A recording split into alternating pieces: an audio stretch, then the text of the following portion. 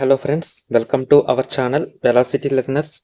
మనం ఏపీడిఎస్సి 2025లో అడిగిన perspectives in ఎడ్యుకేషన్కి సంబంధించిన బిట్స్ అనేవి డైలీ డిస్కస్ చేస్తున్నాం కదా. ఎస్టర్డే ఒక వీడియో డిస్కస్ చేయడం జరిగింది. ఈ రోజు వీడియోలో మరికొన్ని బిట్స్ అనేది డిస్కస్ చేద్దాము. నేను నిన్న చేసిన బిట్స్ ఏవైతే ఉన్నాయో వాటిల్లో నుంచి ఈరోజు జరిగిన ఎస్ఏ సోషల్ ఎగ్జామ్లో ఇంచుమించుగా 4 to 5 బిట్స్ అనేది రావడం జరిగిందంట. కంపల్సరీగా విజిట్ చేయండి, ఎక్కడ స్కిప్ చేయకండి, వీలైతే నోట్ చేసుకోండి, ఓకేనా? లేదంటే 1-2 సార్లు వినండి, మీకు చాలా హెల్ప్ అవుతాయి మీ ఎగ్జామ్స్లో. ఓకే, ఈరోజు వీడియోలోకి అయితే వెళ్దాం. వీడియోని ఎక్కడ స్కిప్ చేయకుండా చాలా కేర్ఫుల్గా అయితే వినేసేయండి. వీడియో మీకు నచ్చినట్టయితే తప్పనిసరిగా లైక్ చేసి మీ ఫ్రెండ్స్కి కూడా షేర్ చేయండి. ఓకే, నేను వీడియోలో ఆల్రెడీ అడిగిన క్వశ్చన్స్ అనేవి చెప్తున్నాను, వాటితో పాటు వాటి కనెక్షన్గా ఉండే క్వశ్చన్స్, ఇంకా అడుగుతానికి అవకాశం ఉన్న క్వశ్చన్స్ అన్నీ మిక్స్ చేసి చెప్తున్నాను కాబట్టి గమనించుకోండి. ఎన్ఈపి 2020కి సంబంధించిన క్వశ్చన్ 13th జరిగిన ఎస్జిటి పేపర్లో అడుగుతుంది జరిగింది. ఏమడిగారంటే చూడండి, ఒకసారి మొత్తం ఎక్స్ప్లెయిన్ చేస్తున్నాను. ఎన్ఈపి 2020 ఈ నూతన జాతీయ విద్యా విధానానికి 2015లోనే బీజం పడింది. అప్పటి కేంద్ర మానవ వనరుల శాఖ మంత్రి స్మృతి ఇరానీ ప్రస్తుత విద్యా వ్యవస్థలో సమూల మార్పులు రావాలని, ప్రస్తుత విద్యా విధానాన్ని సమీక్షించి సూచనలు చేయాలని కేంద్ర కేబినెట్ కార్యదర్శిగా పనిచేసిన టిఎస్ఆర్ సుబ్రహ్మణ్యన్ అధ్యక్షతన committee for the evaluation of the new education policy పేరిట కమిటీని ఏర్పాటు చేసింది. ఈ కమిటీ తన రిపోర్ట్ను మే 2016 సమర్పించింది. ఓకేనా? ఈ డ్రాఫ్ట్ నివేదికలోని అంశాలను పరిశీలించి నూతన జాతీయ విద్యా విధానాన్ని తయారు చేయాలని డాక్టర్ కృష్ణస్వామి కస్తూరి రంగన్ అధ్యక్షతన అప్పటి మానవ వనరుల శాఖ మంత్రి Prakash Javadekar the committee for draft national education policy పేరిట 2017లో 8 మంది సభ్యులతో ఈ కమిటీని నియమించారు. ఓకేనా? చూడండి, ఈ ఏరియాలో బిట్ ఎలా అడిగాడంటే ఎన్ఈపి 2020 అధ్యక్షుడు ఎవరు అని చెప్పేసి అడుగుతుంది జరిగింది. కరెక్ట్ ఆన్సర్ వచ్చేసినప్పటికీ డాక్టర్ కృష్ణస్వామి కస్తూరి రంగన్. ఓకేనా? ఇంకొక విధంగా ఎలా అడుగుతారంటే క్వశ్చను, తన నివేదికను ఎవరికి సమర్పించారు? అప్పటి విద్యాశాఖ మంత్రి ఎవరు? కృష్ణస్వామి కస్తూరి రంగన్ అధ్యక్షతన ఎన్ఈపి 2020 అధ్యక్షత వహించినప్పుడు విద్యాశాఖ మంత్రి ఎవరు, అదే మానవ వనరుల శాఖ మంత్రి ఎవరు అని అడుగుతారు. ప్రకాష్ జవదేకర్ అని చెప్పాలి. ఓకేనా? ఇదొక బిట్. నెక్స్ట్ బిట్, ఎన్ఈపి 2020 విద్యా విధానం అంటే స్ట్రక్చర్ ఏంటని అడుగుతాడు. 5, 3, 3, 4 5, 3, 3, 4 అలా గుర్తుపెట్టుకోండి. మొదటి 5 ఏంటంటే దీన్ని మనం పునాది దశ అంటాం. పునాది దశ మొదటి 5 సంవత్సరాలు పునాది దశ అంటే anganwadi, pre primary 1, pre primary 2, first class, second class. ఇవి క్లాసెస్ అనమాట, పునాది దశ. నెక్స్ట్ 3 ఏంటంటే సన్నాహక దశ లేదా తయారీ దశ అంటాం. 8 నుంచి 11 years ఉంటుంది. 3, 4, 5th క్లాసెస్. ఓకేనా? 3rd, 4th, 5th క్లాసెస్ సన్నాహక దశలోకి వస్తాయి. నెక్స్ట్ 3 ఏంటంటే మధ్య దశ, మిడిల్ స్టేజ్ అంటే 6th class, 7th class, 8th class. Years వచ్చేసినప్పటికీ 11 to 14 years. నెక్స్ట్ మాధ్యమిక దశ అంటే secondary stage వచ్చేసినప్పటికీ 9th, 10th, 11th, 12th ఈ క్లాసెస్ మాధ్యమిక దశలోకి వస్తాయి. చాలా చాలా ఇంపార్టెంట్. విద్యా నిర్మాణం అడుగుతాడు. 5, 3, 3, 4. ఓకేనా? మొదటి 5 పునాది దశ. ఓకేనా? నెక్స్ట్ ఫస్ట్ 3 ఏంటంటే సన్నాహక దశ, రెండవ 3 మధ్య దశ, 4 ఏంటంటే మాధ్యమిక దశ. చాలా చాలా ఇంపార్టెంట్. ఒకసారి మీరందరూ కామెంట్ చేయండి. విద్యా నిర్మాణాలు ఉంటాయి కదా, కొఠారి కమిషన్ ఒక నిర్మాణం ఇచ్చింది. ఎన్ఈపి 2020 ఒక నిర్మాణం, ఎన్ఈపి 1986 ఒక నిర్మాణం. ఈ నిర్మాణాలన్నింటి మీద ఒక వీడియో చేయమని కామెంట్ చేయండి. కంపల్సరీగా నేను నెక్స్ట్ వీడియో చేస్తాను. ఓకేనా? ఎక్కువ మంది రెస్పాన్స్ని బట్టి నేను వీడియో చేస్తాను. నెక్స్ట్ బిట్, ఎన్ఈపి 2020కి సంబంధించి ఎస్ఏ మ్యాథ్స్ అదే టీజీటీ మ్యాథ్స్లో అడిగిన క్వశ్చన్. ప్రస్తుతం విడిగా నడుస్తున్న కళాశాలలన్నీ క్రమంగా ఏ సంవత్సరం నాటికి మల్టీ డిసిప్లినరీ ఉన్నత విద్యా సంస్థలుగా మారాలి అని చెప్పేసి ఒక క్వశ్చన్ అడుగుతుంది జరిగింది. చూడండి, ప్రస్తుతం విడిగా నడుస్తున్న కళాశాలలన్నీ క్రమంగా ఏ సంవత్సరం నాటికి మల్టీ డిసిప్లినరీ ఉన్నత విద్యా సంస్థలుగా మారాలి అంటే 2030 నాటికి. గుర్తుపెట్టుకోండి, ఎన్ఈపి 2020కి సంబంధించిన క్వశ్చన్. నెక్స్ట్ క్వశ్చన్, ఇది టీజీటీ మ్యాథమెటిక్స్ అడిగిన క్వశ్చన్. మధ్యాహ్న భోజన పథకం మొట్టమొదటిసారిగా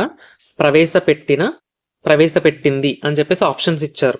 సో చూడండి, మధ్యాహ్న భోజన పథకం మొట్టమొదటిసారిగా 1925వ సంవత్సరంలో పేద పిల్లలు, వెనుకబడిన పిల్లల కోసం మద్రాస్ మున్సిపల్ కార్పొరేషన్లో ప్రవేశపెట్టబడినది.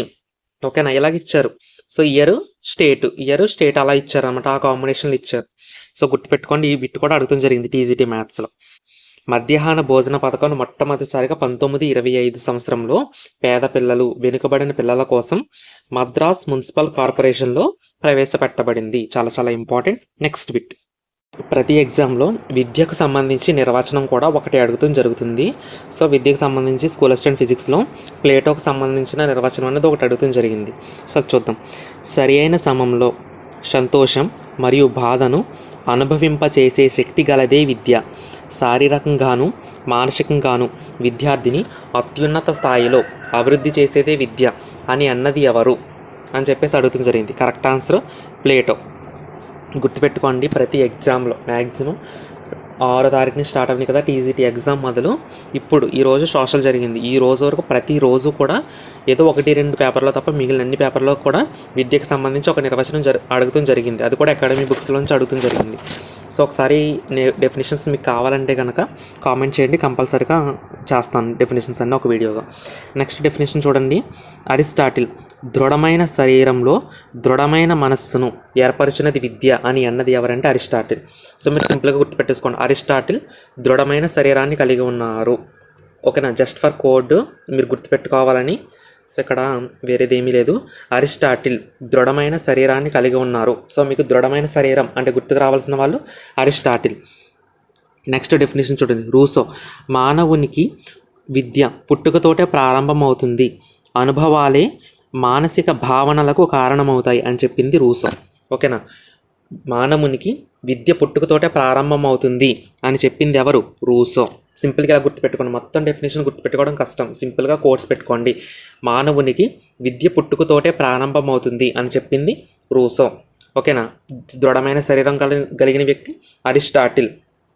నెక్స్ట్ సాక్రటిస్ ప్రతి మనిషిలోనూ నిక్షిప్తమైన విశ్వజనీయ భావనలను వెలికి తీసేదే విద్య అని చెప్పింది సాక్రటిస్. ఓకేనా, సాక్రటిస్ ఏం చెప్పారు?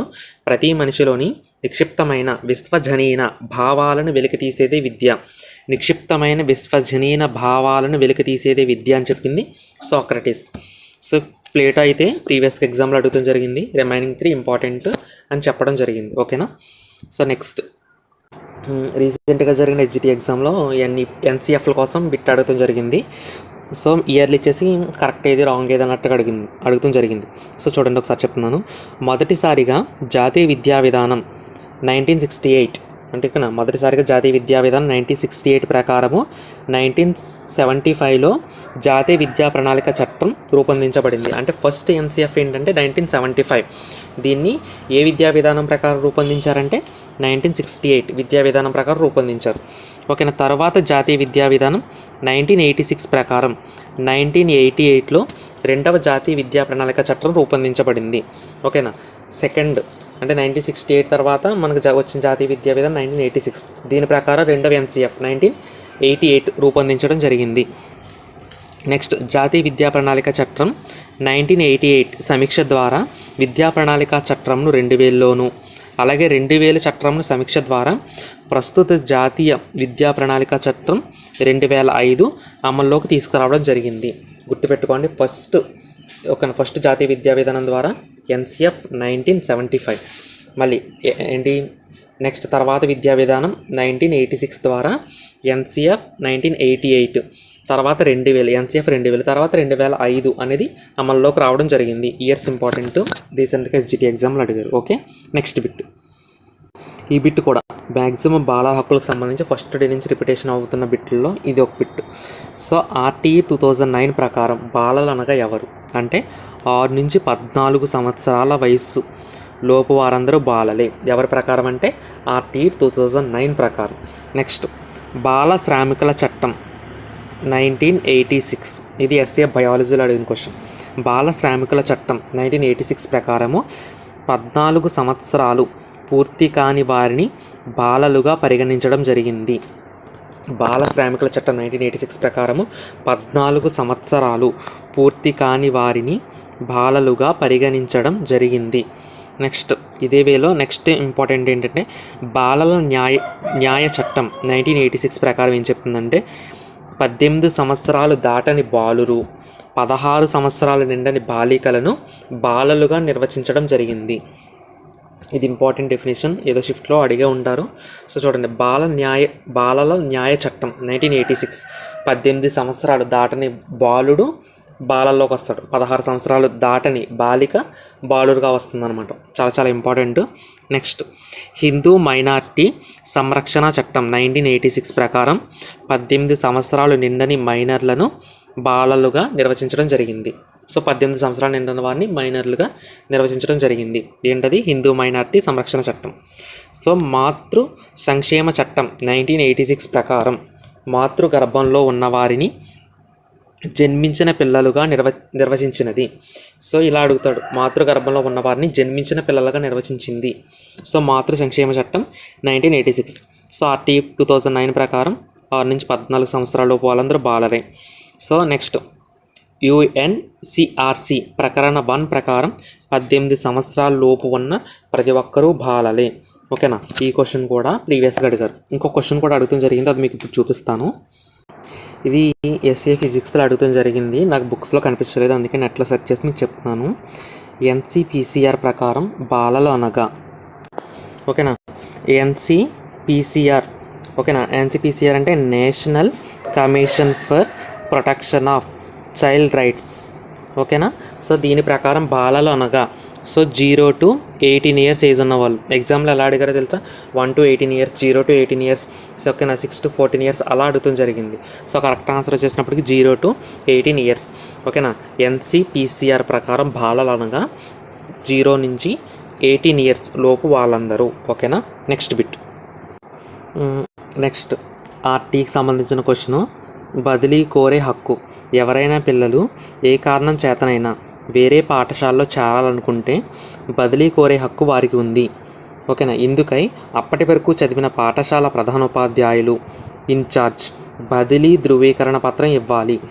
బదిలీ ధృవీకరణ పత్రం లేదు అనే సాగుతో పాఠశాలలో ప్రవేశాన్ని తిరస్కరించరాదు. సో బదిలీ కోరే హక్కు ఆర్టీ ప్రకారం ఏ సెక్షన్ అంటే సెక్షన్ 5. సో ఇది కూడా ఈ ఇయర్లో ప్రజెంట్ అడగలేదు కానీ అడుగుతానికి అవకాశం ఉన్న బిట్టు, చాలా చాలా ఇంపార్టెంట్ వన్. సో చూసుకోండి. నెక్స్ట్ క్వశ్చన్, ఈ బిట్టు ఎస్ఏ ఫిజికల్ సైన్స్లో అడిగారు, మళ్ళీ SGTలో కూడా అడిగారు. సో చూడండి, Charles grant, Macaulay, Hunter, Woods, so ఈ కమిషన్కి సంబంధించి అడిగారు. సో ఎస్ఏ ఫిజిక్స్లో ఎలా అడిగారంటే, సో చార్లెస్ గ్రాంట్కి సంబంధించిన ఇయర్ మ్యాచింగ్లా ఇచ్చారు, సరికాని దాన్ని గుర్తించమన్నారు. So Charles grant 1813, 1813. ఓకేనా? Next Macaulay 1835. ఓకేనా? Next Hunter 1882. Next Wood 1854. So ఈ విధంగా అడుగుతాం జరిగిందనమాట. So school assistant physical science ఎగ్జామ్లో PEలో అడగలేదు, అది కూడా మెథడ్స్లో అడిగారు. ఓకేనా? సో చూడండి, ఈ విధంగా చార్లెస్ గ్రాంట్కి సంబంధించిన ఇయర్ 1813, మెకాలేకి సంబంధించి 1835. ఓకేనా? Hunter 1882, Wood 1854. సో ఇదే కాంబినేషన్ క్వశ్చన్ SGTలో కూడా అడిగారు. సో ఇక్కడ మనకి హంటర్ ప్రాథమిక విద్య కోసం చెప్పారు, ఇది మనకు తెలిసిందే. చార్లెస్ గ్రాంట్ అంటే సో 1,00,000 రూపాయలు గ్రాంట్ కోసం ఆ కమిషన్ వచ్చింది. మెకాలే ఎక్కువ భారతీయులను విమర్శించారు. సో ఆల్రెడీ మెకాలేకి సంబంధించి ఒక క్వశ్చన్ కూడా చూసాం. సో రంగులోను రక్తంలోనూ భారతీయులుగా ఉండాలి, కానీ వాళ్ళ అభిరుచులు, అభిప్రాయాలు, విలువలు ఇవన్నీ కూడా సో ఆంగ్లేయుల్లాగా ఉండాలని చెప్పేసి ఒక మాట అన్నారు. ఇంకా చాలా విమర్శలు చేశారు ఎక్కువ. ఓకేనా? నెక్స్ట్ ఇది ఈ రీసెంట్గా జరిగిన SGT ఎగ్జామ్లో అడిగిన question, Sargent commission. So Sargent కమిషన్ని మనం ఏమంటామంటే యుద్ధానంతర విద్యా ప్రణాళిక అని చెప్పేసి అంటాం అనమాట. ఓకేనా? సర్జెంట్ కమిషన్ ఏమంటాం? యుద్ధానంతర విద్యా ప్రణాళిక అని చెప్పేసి అంటాం. Next Mudaliar commission. So Mudaliar కమిషన్నే మనం ఏమంటామంటే సెకండరీ లేదా మాధ్యమిక విద్యా కమిషన్ అని చెప్పేసి అనడం జరుగుతుంది. ఓకేనా? సెకండరీ లేదా మాధ్యమిక విద్యా commission. Next Radhakrishna commission. So Radhakrishna కమిషన్ని మనం విశ్వవిద్యాలయ కమిషన్ అని అంటాం అనమాట. రాధాకృష్ణ కమిషన్ని మనం ఏమంటామంటే విశ్వవిద్యాలయ కమిషన్ అని చెప్పేసి అంటాం. Next Hunter commission. So Hunter కమిషన్ని మనము ప్రథమ లేదా తొలి విద్యా కమిషన్ అని అంటారు. సో హంటర్ కమిషన్ని ప్రథమ లేదా తొలి విద్యా కమిషన్ అని అంటారు. చాలా చాలా ఇంపార్టెంట్. సో చూడండి, మళ్ళీ ఒకసారి చెప్తున్నాను. సర్జెంట్ కమిషన్ని యుద్ధానంతర విద్యా ప్రణాళిక అంటారు. మొదలయార్ని సెకండరీ లేదా మాధ్యమిక విద్యా కమిషన్ అంటారు. రాధాకృష్ణ కమిషన్ని విశ్వవిద్యాలయ కమిషన్ అంటారు. నెక్స్ట్ హంటర్ కమిషన్ని ప్రథమ లేదా తొలి విద్యా కమిషన్ అని అంటారు. గుర్తుపెట్టుకోండి, చాలా చాలా ఇంపార్టెంట్. నెక్స్ట్ ఇయర్స్ కూడా ఇంపార్టెంట్, ఇయర్స్ కూడా అడుగుతున్నారు. నెక్స్ట్ విశ్వవిద్యాలయాల విద్యా కమిషన్, దీన్ని రాధాకృష్ణ కమిషన్ అంటాం. ఇయర్ వచ్చేసినప్పటికీ 1948 to 49. నెక్స్ట్ మాధ్యమిక విద్యా కమిషన్ లేదా దీన్ని సెకండరీ విద్యా కమిషన్ లేదా మొదలియార్ కమిషన్ అంటాం. సో ఇయర్ వచ్చేసినప్పుడు 1952 to 53. నెక్స్ట్ కొఠారి కమిషన్, దీన్ని 1964 to 66 అన్నమాట. నెక్స్ట్ కొఠారి కమిషన్ తర్వాత జాతీయ విద్యా విధానం 1968. తర్వాత ఈశ్వరీభాయ్ పటేల్ కమిటీ 1977. నెక్స్ట్ జాతీయ విద్యా విధానం 1986. తర్వాత 1986 తర్వాత వచ్చిన జాతీయ విద్యా విధానం ఏంటంటే NEP 2020. ఓకే, గుర్తుపెట్టుకోండి, చాలా చాలా ఇంపార్టెంట్ ఇయర్సే కాదు, వీళ్ళ ముఖ్యాంశాలు ఏంటి అనే విషయం కూడా ఇంపార్టెంట్.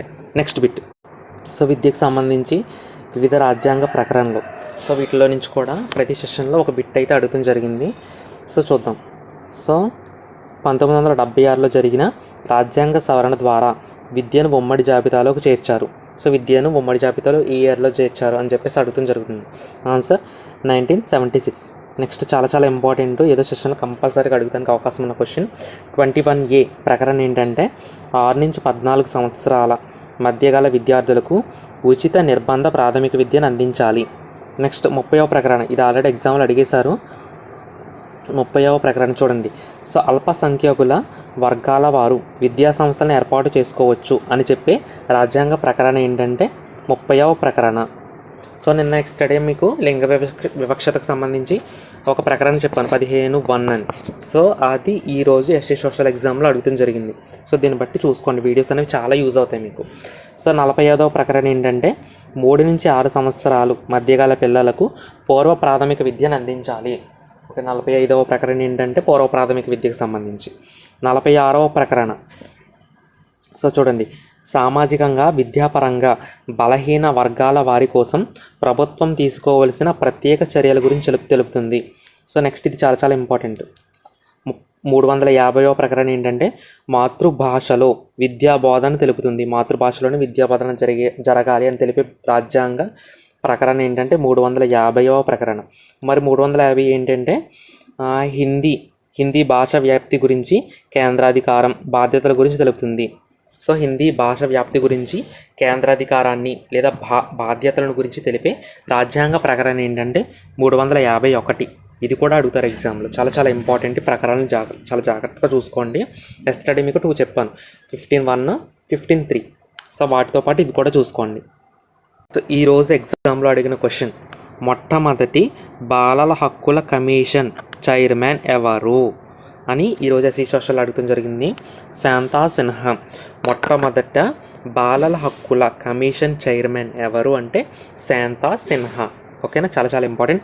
అయితే మరి ప్రస్తుత బాలల హక్కుల కమిషన్ చైర్మన్ ఎవరంటే ప్రియాంకా కానుంగ్. ఇది ఇంపార్టెంట్. నెక్స్ట్ బాలల జాతీయ దినోత్సవం ఎప్పుడంటే November 14th. ఈ 3 చాలా చాలా ఇంపార్టెంట్, చూసుకోండి. సో ఇదండి ఈరోజు సెషన్.